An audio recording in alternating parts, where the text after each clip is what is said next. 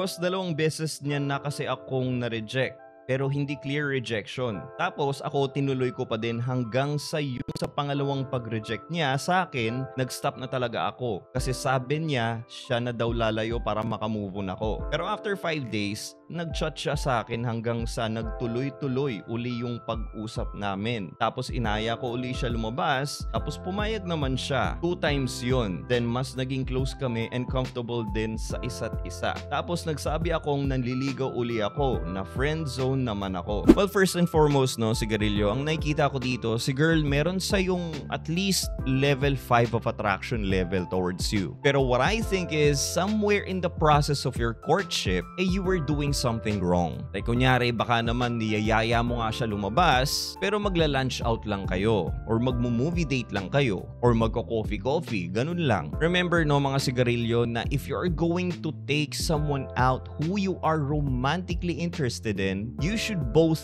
do things that are romantic din. Ang classic example niyan is do evening dates and then have dinner and then grab drinks afterwards. Then if it's possible, kung meron ka ng sarili mong place, you could invite her there para kunyari mag-coffee, and then from there, you can make small advancements towards her that will make you physically closer and closer to her until you end up inside of her. Again, lagi ko na sinasabi dito sa channel na a date is supposed to be creating a fun-filled romantic evening for sex to happen. Kung magla-lunch out lang kayo at saka magmo-movie-movie, paano kayo magkakaroon ng connection noon on a personal level? Nakatuto kayo dun sa screen kung nag-movie kayo. Tapos kung nag-lunch lang din naman kayo, hindi na romantic yun. Kasi tirik na tirik yung araw di ba? Yeah, those kinds of dates are only reserved for friendly dates lang. Ngayon, if you do those things, yung mga friendly dates lang, that will communicate with her na friend mo lang talaga siya. And if that happens, she will treat you as a friend lang din. Okay, dako tayo dito sa scenario na,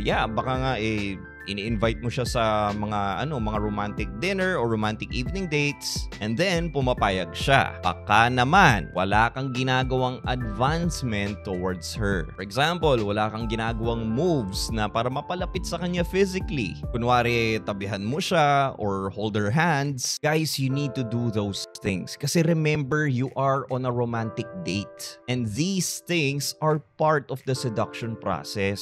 Ngayon naman, baka tinatanong nyo, baka pag hinawakan ko yung kamay niya, mapahiya lang ako. Well, syempre naman, Sigarilyo, hindi mo naman syempre hawakan ka agad right away yung kamay niya, no? Para malaman mo kung ready na yung girl sa any kind of physical contact, the key here is to look for subtle signs na she wants to be touched. Isang example dito is, nagiging touchy na siya. Hinahawakan niya yung braso mo pag nagkukwentuhan kayo, o kaya sumasandal na siya sa'yo kapag nagtatawanan kayo, or baka finufootsie ka na niya, yung mga ganong instances ba? Those are your invitations na she wants to be touched na. Ngayon, on the other hand, kapag yung babae parang nakaganon lang, sobrang stiff lang, and yung position niya parang hindi nakaharap sa'yo, parang nasa exit position na siya, as if parang kunyari, parang gusto ko nang lumabas talaga dito. As if parang iniisip na ng babae na I can't wait for this day to be done. Kung ganun yung body language ng isang babae, ibig sabihin mababa na yung attraction level niya sa'yo. And syempre, hindi mo na hawakan yung kamay niya or akbayan mami matampal pa yung pagmumukha mo dyan And of course, it goes without saying na before the end of your date, you should go for the kiss. Minsan pa nga maski hindi pa tapos yung evening, pwede mo naman dyan ding i-kiss kagad. So how would you know if the girl you're dating is ready to be kissed? One way to know is to stare at her eyes, and then to her lips, and then back to her eyes again. Ngayon, kapag tumingin siya sa mata mo, and then sa lips mo, that is an invitation na she wants and she's ready to be kissed. Another way to tell if the girl is ready to be kissed na is of course yung general body language ng babae during your date.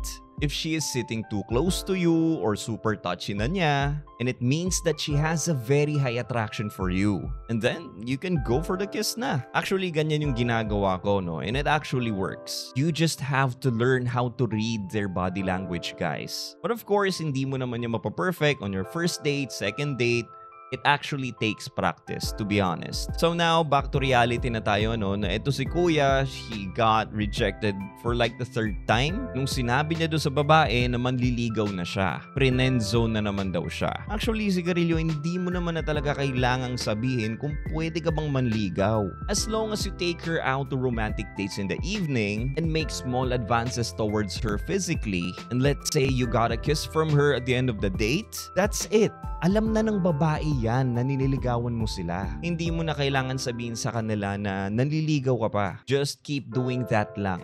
Ask her out once a week for a date, and eventually, if you do things right, inevitably, her attraction level for you will go higher and higher. Hanggang siya na yung magbibigay sa'yo ng subtle hints na she wants to be exclusive with you. So in this case, no, na nireject ka na, well, wala naman na tayong magagawa doon. So what I would advise you to do is just let her do 100% of the pursuing from now on. Go no contact on her 100%.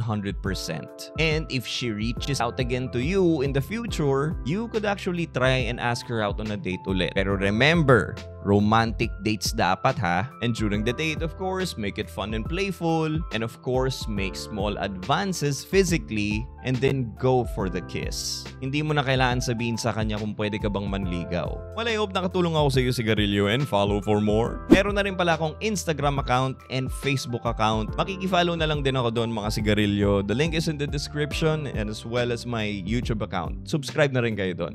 Babushki!